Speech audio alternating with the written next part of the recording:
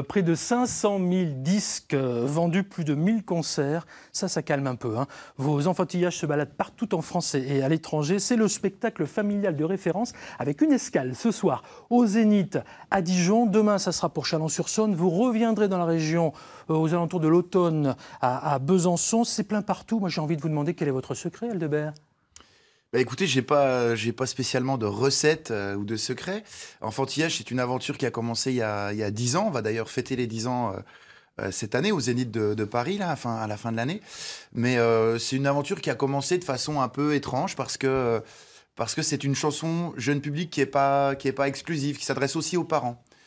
Donc du coup, c'était un peu alternatif par rapport à ce qui se faisait d'habitude, où on écrivait d'habitude beaucoup pour les enfants exclusivement. Et moi, j'ai voulu proposer une lecture aussi aux parents, c'est-à-dire m'adresser aussi à eux. Il y a vraiment une part d'adulte dans ce que j'ai envie d'exprimer.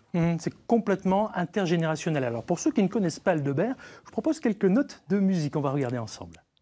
Rêve ou réalité, on peut être alité. C'est une drôle de posture pour vivre l'aventure. Je vadrouille assoupi sur les toits de Paris. Debout bien malgré moi, je traîne en pyjama.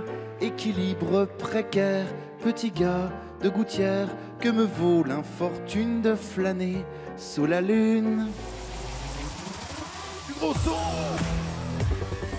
Je les voisins du dessous, la sœur balai sur le plafond du gros son. Jusqu'à voir Zaza, puisse entendre cette chanson du gros son. C'est Clément, ça.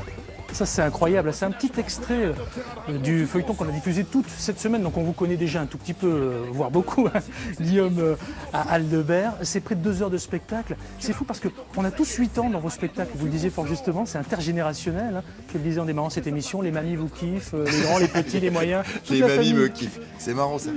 Mais oui, c'est vrai que moi, je le dois beaucoup finalement aux enfants, tout ça, parce que c'est eux aussi qui amènent cette énergie. Et une espèce de sincérité comme ça, d'authenticité. Et face à ce public-là, on peut pas tricher. Donc il faut qu'on soit généreux, il faut qu'on donne et tout ça. Et c'est ce qui se passe évidemment. Et il nous le renvoie énormément. C'est qui votre coup de cœur? Vous avez démarré, on a un petit peu de la même génération, on va pas se le cacher. Donc vous avez été élevé à Dorothée, peut-être à Henri Dess, à Anne Sylvestre. Vous vous rapprochez de qui? Oui, alors moi c'est vrai que je cite souvent Anne Sylvestre et Steve Waring parce que c'est vraiment les 2 33 tours que j'ai écoutés quand j'étais petit, que mes parents m'avaient acheté. Et après Dorothée, évidemment, beaucoup par la télévision, quand on était gamin. Henri Dess, je suis passé un peu à côté, en fait. Mais c'est vrai que gamin, j'écoutais beaucoup ce qu'écoutaient mes parents, finalement. Donc il y avait beaucoup de chansons françaises, tout ça. Et puis à l'adolescence, ça a été métal à fond, rock. Et voilà, j'ai un parcours musical qui est un peu bizarre, un peu décousu, mais j'ai appris la guitare en apprenant le Gorille de Brassens, et puis Metallica, et puis plein de choses, et puis la musique du monde, et puis tout ça. Et aujourd'hui, dans cette forme de chanson-là, dans cette chanson jeune public, je peux aller partout. C'est ça qui est hyper confortable, en fait. Votre comptine préférée, ça serait alors quoi? Si je vous demande la comptine préférée, c'est quoi là? Alors, vous m'avez demandé ma comptine préférée. Oui, c'est vrai. J'ai mis quoi? J'ai mis Master of Puppets de Metallica. Eh oui, c'est un peu du hard quand même, hein. On va écouter. Ah, super. Bien sûr, grosse production. Je pensais pas un jour que... Du Metallica bon. sur France 3, c'est ça? Ça, c'est bon, ça. Ça, c'est rigolo. Merci. Génial. Ouais, je suis un très, très grand fan de Metallica. Ouais. Pourquoi Metallica? Parce que ça fait partie aussi de mes influences. C'est un peu bizarre de dire ça pour quelqu'un qui fait de la chanson pour enfants. Mais c'est vrai que j'aime bien cette scène-là. Je vais tous les ans au Hellfest et tout ça. Je fais un petit clin d'œil dans mes spectacles avec une chanson qui s'appelle Hyperactif, que je partage sur l'album avec Thomas VDB. Et donc voilà, il y a le côté un peu comptine qui est complètement pas comptine en fait, quoi. Et alors le côté essuie-glace au niveau des goûts musicaux, parce qu'on vous a demandé ce que vous chantiez sous la douche, et voilà ce que chante Guillaume Aldebert sous la douche. Enfin, il fredonne plutôt. Hein. Le Requiem de Mozart quand même. Ouais, mais il y a un mouvement que j'adore qui est le confutatis, qu'on peut chanter hyper fort et dont je me sers des fois pour m'échauffer aussi, parce que c'est une œuvre qui est magnifique, quoi, que j'adore.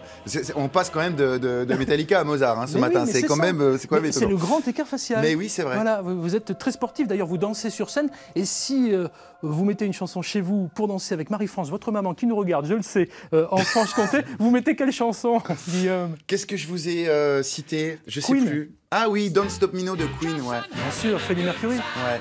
forcément. On danse là. Ben ouais, Queen, c'est à mes yeux, c'est vraiment le plus grand groupe de rock, quoi. J'adore. Eux aussi, finalement, ils sont allés dans plein de styles différents. Ils ont proposé beaucoup de choses. Et pour emballer, parce que voilà, parfois il faut conclure, ou plus si affinité, qu'est-ce que vous avez choisi comme chanson? Alors j'ai choisi un morceau que j'écoute beaucoup en ce moment, qui est un morceau du dernier album de Yann Tiersen, qui s'appelle Porsgoret, je crois, qui veut dire ouessant en breton, mais je suis pas sûr, hein, donc je m'avance pas trop là-dessus. J'adore.